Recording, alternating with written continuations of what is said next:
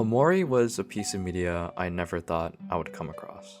It was the beginning of my last semester of high school when my best friend introduced the game, begging me to experience the story, characters, and themes it had to offer, as there were ones that would remind me of the many changes I was going through at the time, but also reminded me of the special things I have in life right now. Omori is an indie role-playing game created by Omocat. The game's first trailer was released in 2014, meaning it took 6 years of development before its release in 2020. Now, the timing of its release date seemed to be a major convenience for a game like Omori in terms of gaining traction. 2020 was the beginning year of the pandemic, forcing everyone to isolate themselves from the world. Family and friends felt disconnected, and it was an extremely lonely time for everyone.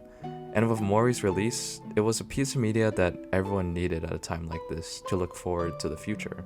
It struck a connection with its audience and presented a story no one would ever forget. Omori tells a story about a depressed teenage boy who used to share happy memories and go on adventures with friends and his older sister. But a particular incident caused the separation of the group, leaving everyone changed, especially the main character, Sunny. When I started Omori, I really didn't know what to expect, but I fell in love with how the story was structured and how it developed its main beats. It explores many issues like depression, grief, self-hate, and suicide, and shows how that plays a major role in developing the characters and progressing the plot to learn more about why it matters and why we should care. The way they portray Sunny's depression and wanting to escape from reality and live in a fantasy world where he's having a fun time with the people he loves, just like in his early childhood, made his arc and what it meant to the other characters in the story all the more impactful.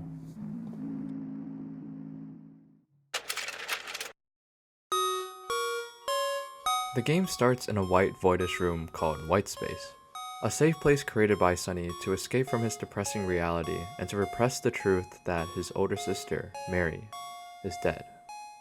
Whitespace allowed Sunny to escape into a fantasy world called Headspace, an imaginative and colorful world that presented happy and fun moments with his friends from childhood, Aubrey, Hiro, Kel, Basil, and even Mary still being alive in this world.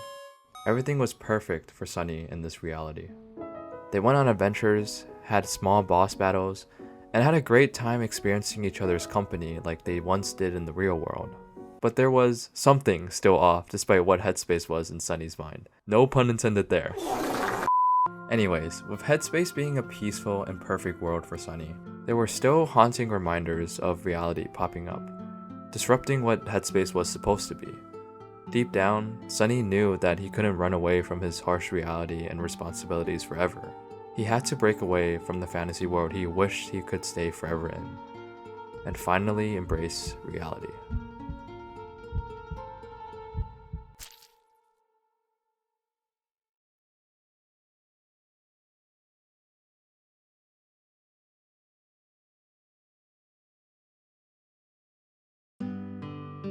The story progresses as we are now in Sunny's hometown, Faraway Town. Now with Sunny embracing the real world, we as an audience start to find out more about what really happened to everything and everyone after the death of Mary. One of Sunny's close friends, Cal, is at Sunny's front door to greet him, and he seems like the same person we saw in Headspace, making Sunny feel a little bit at ease with accepting reality. However, as we stroll along with Sunny and Cal through Faraway Town, we soon get to meet everyone else in the friend group, which is when we start to really notice how different everyone is in the real world from how Sunny imagined them in Headspace. We meet Basil, and he acts extremely anxious and paranoid even though it's just Cal and Sunny. Basil's behavior builds upon a little mystery and tension as to what happened with Mary's death to cause him to act this way. We come across Aubrey, who turns out to be the complete opposite of her Headspace counterpart.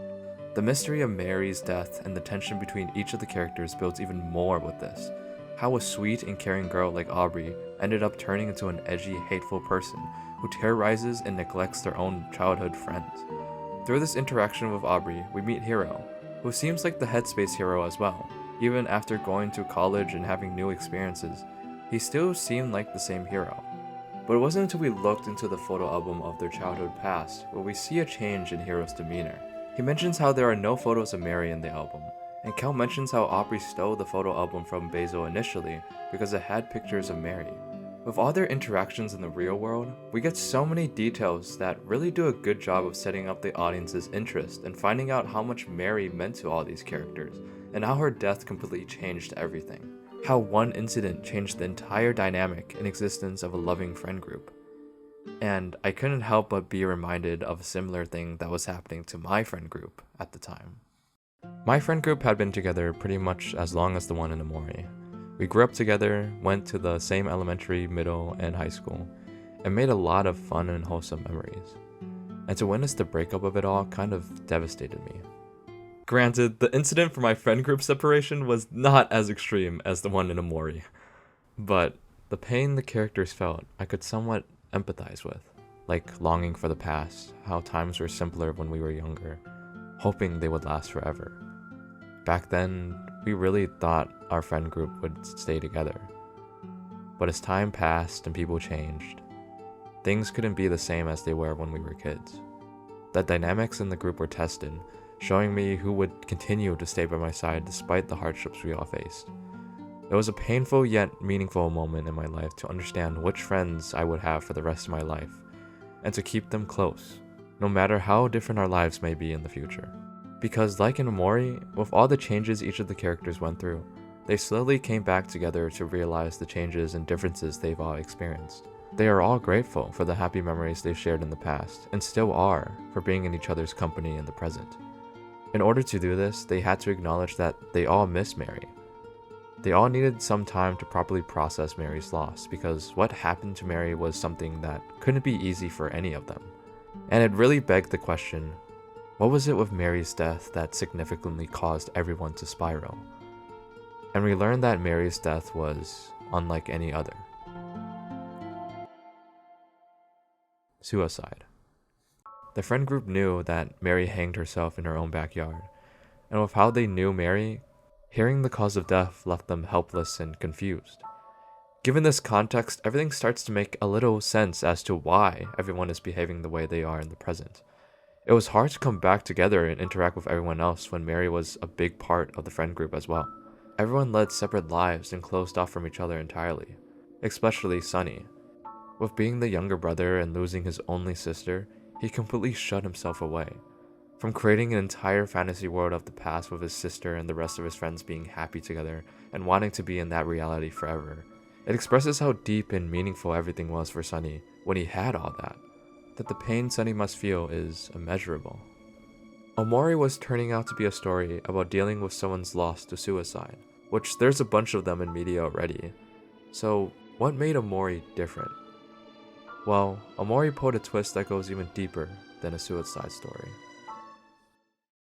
Before, Basil's photo album was used to casually flip through happy memories of the past. But during this twist, we go through photo snippets of Mary's death, slowly adding more and more disturbing details revealing the truth. Mary didn't die at a suicide. It was Sunny who killed her. And with Basil, they made it seem like a suicide to cover it up. Now knowing the full story of Mary's death completely transforms the story's meaning and the themes it's trying to portray. Omori wasn't solely a story about suicide and simply moving on, but about forgiveness and love.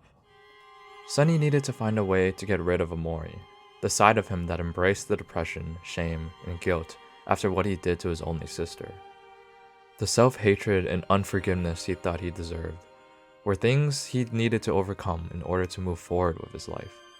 He needed to let go of his negative thoughts and emotions, thinking his friends would see him as a monster for what he did, and also thinking Mary would hate him forever because he ended her life.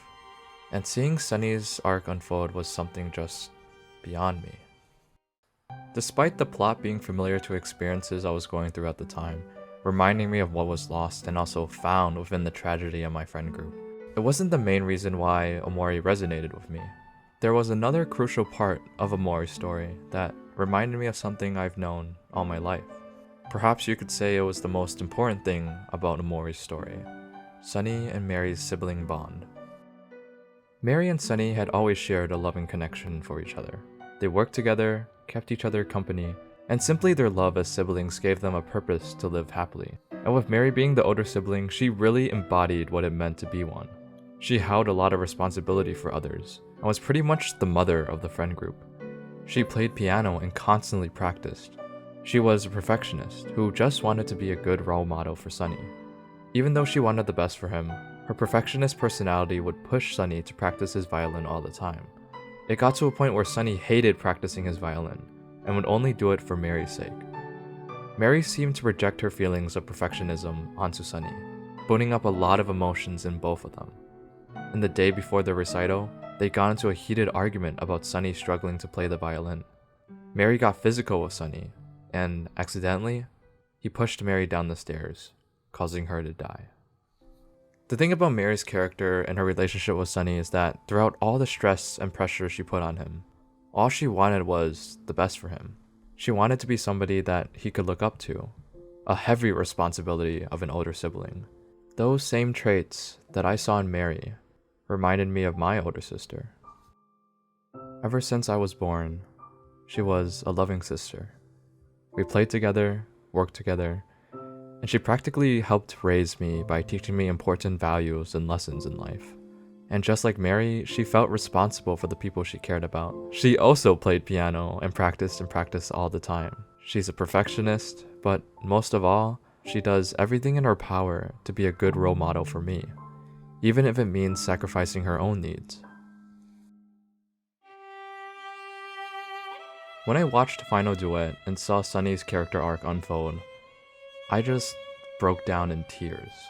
Sunny felt like he could never be forgiven or deserve to feel any kind of love after what he did to Mary, with all she ever did for him as an older sister. But despite Sunny ending her life, all that mattered to Mary in the end was for Sunny to be happy for as long as he lives. She didn't want Sunny to drown in his misery, but to continue living. If he could do that, then Mary would be happy and have succeeded as an older sister, because that's all she ever wanted.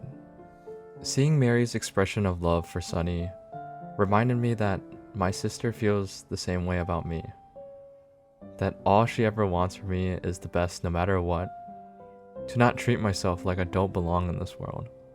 To move forward in life and live it happily.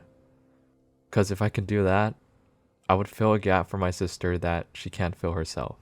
To show that she has succeeded as an older sibling. And to be proud of being the best sister ever. Omori taught me to keep best friends close, to appreciate the memories of my youth, the act of forgiveness, and most of all, that nothing is more powerful than a sister's love.